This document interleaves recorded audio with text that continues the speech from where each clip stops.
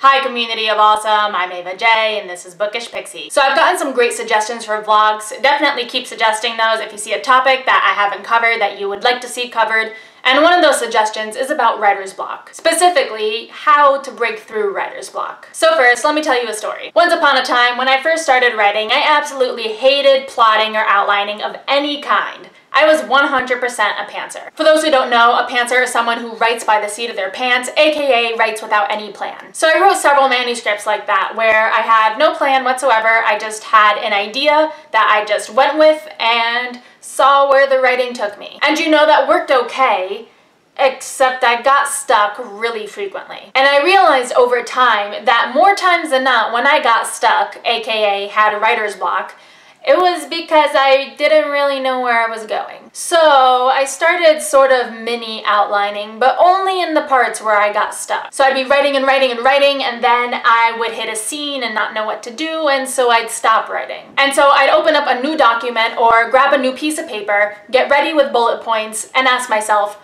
okay, what happens next? And so point by point by point, I'd write down exactly what was going to happen in that scene, just in brief bullet points. And you know what? It worked. Every single time. Even now when I plot, if I find that I get stuck when I'm writing, it's usually because I don't know exactly what happens in the scene, so I'll slow down and detail out the specifics. I think a big part of writer's block is the unknown. The other part, of course, tends to do more with motivation and self-confidence. If you find that you're always dreading when you write and you have that kind of writer's block, then maybe there's something about that particular manuscript that isn't sitting right with you. Maybe you just have to make it more interesting for yourself and go back to the drawing board and consider what things you could add to the manuscript to make it something that you'd be more excited about writing. Or maybe that manuscript just isn't right for you and you need to consider another project. That happens too. Or maybe it's not the manuscript, maybe it's you. Maybe it's general anxiety about the potential of publishing and people reading your work.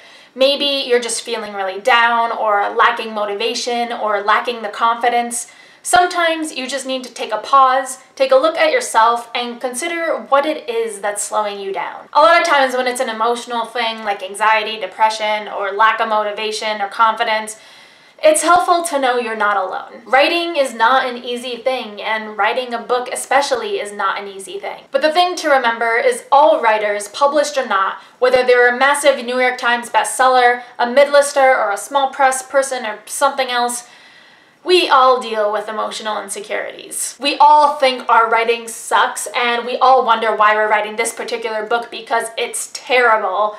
And we all ask ourselves whether or not we're ever going to get through these revisions. We've all been there multiple times. So if your writer's block is coming from a plot problem, take some time to slow down and consider what happens next. And if it's coming from an emotional place, no, you're absolutely not alone. Writer's block is annoying, but it's not a destroyer of books, and you can absolutely break through it. So that's what I got for today. If you liked what you saw, don't forget to subscribe and comment, and I'll see you guys next week.